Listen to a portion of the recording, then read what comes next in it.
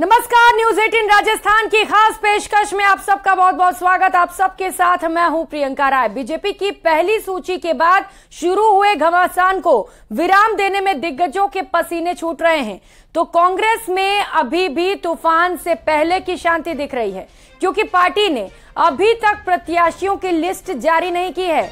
अंदर खाने seating getting फॉर्मूले पर मुहर लगने की बात कही जा रही है। ऐसा हुआ तो 50% सीटों पर उम्मीदवार रिपीट हो सकते हैं, यानी कि टिकट के उन दावेदारों की उम्मीदें टूटेंगी जो टिकट तय मानकर चल रहे थे। जाहिर है इनसे पार पाना आसान नहीं होगा। ऐसी तमाम बड़ी सियासी घटनाओं को समेटे हुए देखिए हमारा ये खास शो सिंहासन का संग्राम।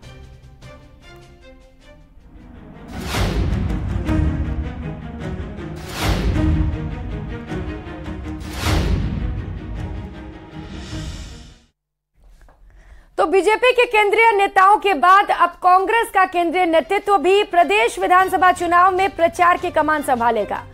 अब खड़गे, प्रियंका गांधी वाड्रा और राहुल गांधी समेत कई बड़े नेता सभाएं करेंगे।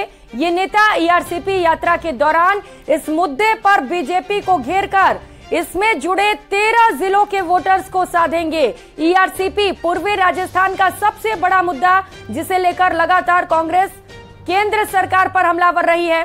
कांग्रेस का कहना है कि प्रधानमंत्री नरेंद्र मोदी ने ऐलान किया था, वादा किया था कि ईआरसीपी को राष्ट्रीय परियोजना घोषित करेंगे, लेकिन उन्होंने ऐसा नहीं किया।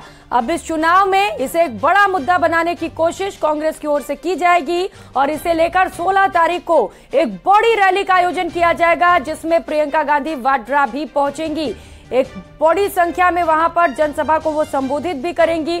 अब देखना बड़ा ही दिलचस्प होगा कि इसका असर आगामी चुनाव पर कैसा पड़ता है, क्योंकि ईआरसीपी एक ऐसा मुद्दा रहा है जिसे लेकर कभी भी साफ तरीके से किसी भी पार्टी ने बयान नहीं दिया है। हमेशा कांग्रेस बीजेपी पर और बीजेपी कांग्रेस पर हमलावर रही है। अब तय जनता को करना है कि कौन कितना सही है और कौन कितना गलत, क्योंकि कांग्रेस अब इसे एक बड़ा मुद्दा बनाने की कोशिश कर रही है। इसे लेकर रैलियां निकाली जाएंगी और निश्चित तौर पर बीजेपी पर हमला किया जाएगा। तो ऐसे में देखना बड़ा ही दिलचस्प होगा कि बीजेपी इसे लेकर क्या तोड़ निकालती है। मल्लिकार्जुन खड़गे 16 अक्टूबर को यात्रा शुरू करेंगे। ईआरसीपी को राष्ट्रीय परियोजना घोषित करने की मांग की जाएगी। 12 जिले में जनसभा को भी खड़गे संबोधित करेंगे। 20 अक्टूबर को प्रियंका गांधी वाड्रा भी दौरा करेंगी।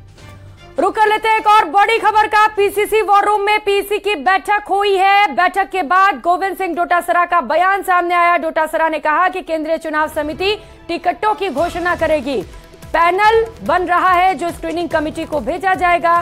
डोटासरा ने कहा कि कांग्रेस में बहुत ही तेजी से काम हो रहा है। राजस्थान में कोई भी सत्ता विरोधी लहर नहीं है। तो पीसी की बैठक के बाद की तस्वीरें आपको दिखा रहे हैं, जहां पर मुख्यमंत्री अशोक गहलोत भी बैठक में मौजूद रहे। ममता भूपेश को भी आप तस्वीरों में देख पा रहे हैं। पीसीसी चीफ गोविंद सिंह डोटासरा, साथ ही साथ कई और बड़े नेता भी मौजूद रहे। बैठक के बाद बाहर निकलते ही मीडिया से रूबरू हुए और एक बार फिर से दावा किया गया है कि सत्ता विरोधी लहर नहीं है। दोबारा से कांग्रेस राजस्थान में आ रही है, सत्ता में वापसी कांग्रेस की हो रही है।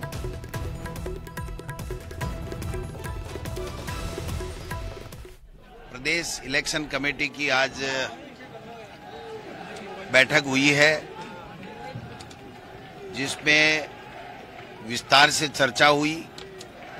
हमारे 3000 से अधिक आवेदन जो आए गए थे, उसमें से हमने पहली बार जिला कांग्रेस कमेटी और ब्लॉक से हमने पैनल मांगे थे। फिर हमारे जो भी प्रदेश इलेक्शन कमेटी के माननीय जो सदस्य हैं, उनको दो दो जिलों में भेजा गया था। उन्होंने वहां के महत्वपूर्ण कार्यकर्ताओं से चर्चा करके अपना पैनल दिया है और आज प्रदेश इलेक्शन कमेटी में उन जिलों के अलावा भी जो प्रदेश इलेक्शन कमेटी के मेंबर साहिबान थे, उन्होंने अपना सुझाव पूरे प्रदेश में जिस भी विधानसभा क्षेत्र में दिया है, उसको सबको सम्मिलित करते हुए स्क्रीनिंग कमेटी जब बैठेगी तो वो सब बातें ध्यान रख कर फैसला करेगी। उसके बाद सीसी बैठनी है, वो अध्यक्ष जी बता देंगे तारीख आपको जब होगी तब, तो उसके बाद वो वहाँ पे ठप्पा लगेगा। तो कांग्रेस में बहुत ही स्मूथली सब काम चल रहा है और जो उत्साह है लोगों के अंदर वो आपके सामने है।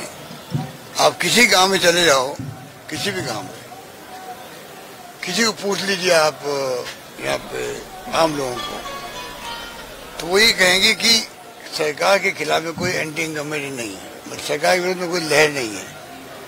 सबसे बड़ा पॉइंट आज राजस्थान के अंदर ये है, सारी स्कीमों को लोग वेलकम कर रहे हैं।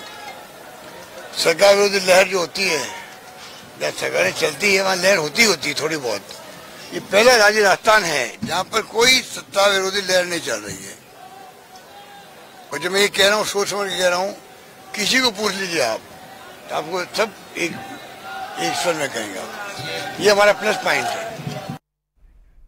और कांग्रेस हारे हुए प्रत्याशियों पर भी दाव लगाएगी। पार्टी ने तय किया है कि कोई प्रत्याशी भले ही 2 से 3 चुनाव हार गया हो, पर इस बार अगर उसके प्रति जनता में सहानुभूति है तो उसे टिकट देने पर पार्टी को कोई ऐतराज नहीं है। बाबूलाल धाल की रिपोर्ट देखिए।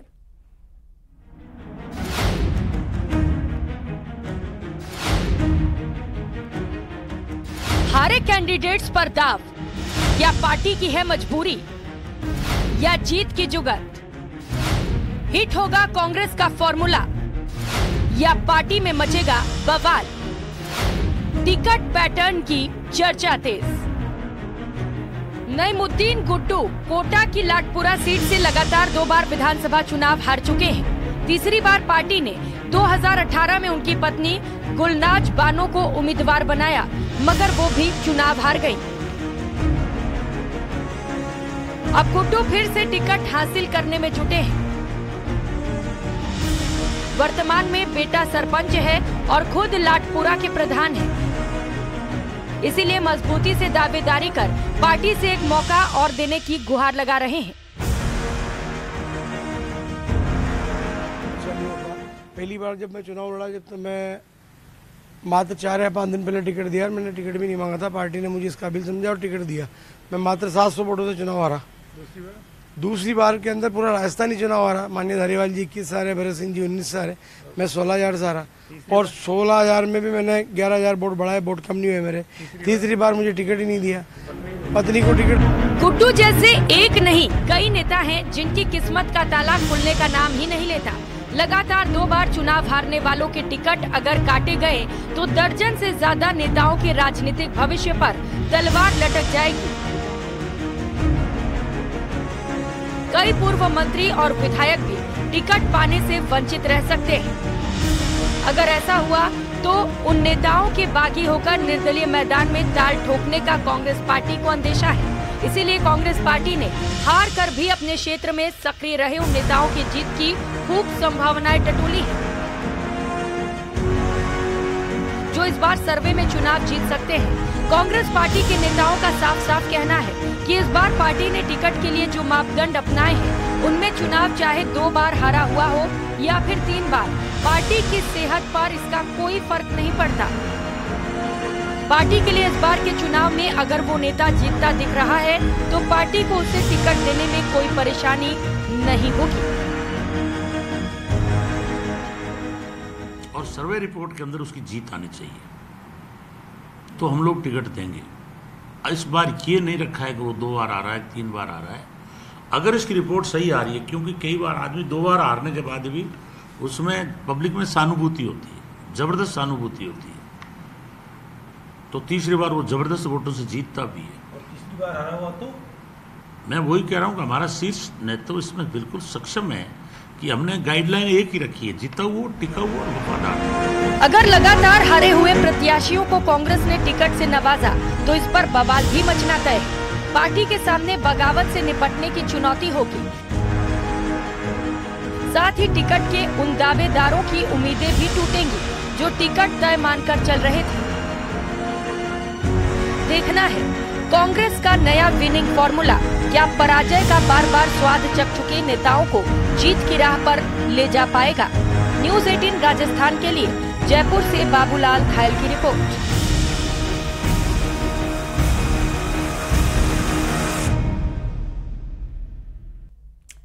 और सियासत से जुड़ी खबरों का सिलसिला अभी भी जारी है, लेकिन यहाँ रुकेंगे एक छोटे से ब्रेक के लिए, लौटेंगे फौरन।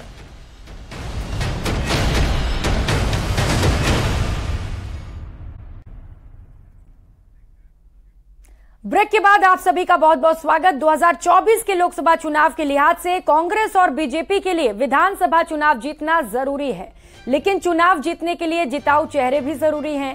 पहली सूची जारी करने के बाद बीजेपी हर सीट के लिए रणनीति बना रही है। ऐसे में हर वर्ग को साधने और बीजेपी के दिग्गजों को टक्कर देने के लिए कांग्रेस भी नई रणनीति बना रही है। रिपोर्ट देखिए। तो दोनों ही पार्टियों की ओर से रणनीति बनाई जा रही है, क्योंकि जहां एक और बीजेपी ने 41 उम्मीदवारों की पहली सूची जारी की, जिसके बाद लगातार बगावती सुर भी देखने को मिल रहे हैं, मान मनोबल की कोशिशें जारी हैं, तो वहीं दूसरी ओर अभी तो कांग्रेस की ओर से एक भी सूची नहीं जारी की गई है, लेकिन अभी से लोग अपनी दावेदारी पेश कर रहे हैं और अभी से ये साफ भी कर दिया है कि अगर टिकट नहीं देते हैं तो बगावती सुर भी देखने को मिल सकते हैं। ऐसे में चुनौतियां दोनों ही पार्टियों के सामने बड़ी है। चुनौती यह है कि जिताऊ उम्मीदवार कैसे ढूंढा जाए, और जिताऊ उम्मीदवार अगर ढूंढ भी लेते हैं तो उसके बाद सबको एक साथ मना कर लेकर कैसे चले, क्योंकि जैसे ही एक कैंडिडेट की घोषणा की जाती है दूसरा कैंडिडेट खफा हो जाता है, बिफर हो जाता है, जैसा कि बीजेपी में इस वक्त देखने को मिल रहा है। मनाने की कोशिश की जा रही है, मैसेज देने की भी कोशिश की जा रही है कि अगर आखिरी वक्त पार्टी से बगावत करते हैं तो वो ठीक नहीं है। अब देखना दिलचस्प होगा कि बीजेपी कौन सा फॉर्मूला निकालती है जिससे कि जो लोग रूठे हुए हैं, जो लोग खफा हैं, उन्हें मना लिया जाए। और जयपुर से खबर सामने आ रही है, बीजेपी कोर ग्रुप की बैठक संपन्न हो चुकी है। पहली लिस्ट के बाद जो माहौल बनी है उस पर चर्चा की गई। बवाल को थमाने के लिए और साथ ही साथ विरोध करने वालों को मैसेज कर देने के लिए, उन्हें मैनेज करने के लिए भी रणनीति बनाई गई है। आगामी दिनों में शीर्ष नेतृत्व के दौरे तय करने पर भी मंथन हुआ है। प्रधानमंत्री नरेंद्र मोदी से लेकर केंद्रीय मंत्री अमित शाह, केंद्रीय मंत्री राजनाथ सिंह, यूपी सीएम योगी आदित्यनाथ समेत कई मंत्री राजस्थान का दौरा करने वाले हैं और इन्हीं मंत्रियों के दौरे को सक्सेसफुल बनाने के लिए बैठक में खास रणनीति तैयार की गई। दूसरे राज्यों के सीएम और नेताओं के भी दौरे होने वाले हैं, इन्हें लेकर भी खास चर्चा की गई। तो वहीं बीजेपी की दूसरी लिस्ट को लेकर भी बैठक में चर्चा की गई है, मंथन किया गया है। केंद्रीय चुनाव समिति की बैठक को लेकर भी चर्चा की गई है। तो बीजेपी कोर ग्रुप की बैठक खत्म हो चुकी है, जहां पर कई अहम मुद्दों पर चर्चा की गई है। सबसे पहले चर्चा दूसरी लिस्ट को लेकर और साथ ही साथ कई अहम मुद्दे भी शामिल रहे।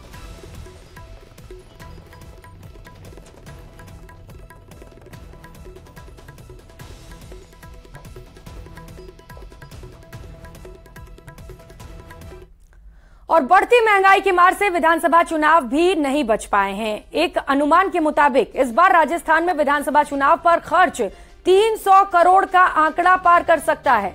इसके साथ ही निर्वाचन विभाग ने उम्मीदवारों के चुनाव खर्च को भी बढ़ा दिया है, यानी इस बार का चुनाव सबसे खर्चीला होने वाला है। ये रिपोर्ट देखिए। विधानसभा चुनाव 2023 में टूटेगा रिकॉर्ड, महंगाई ने बढ़ाया चुनावी बजट, चुनावी खर्च का बजट पहुंचा 300 करोड़ के पार, एक वोट डलवाने की कीमत 51 रुपए।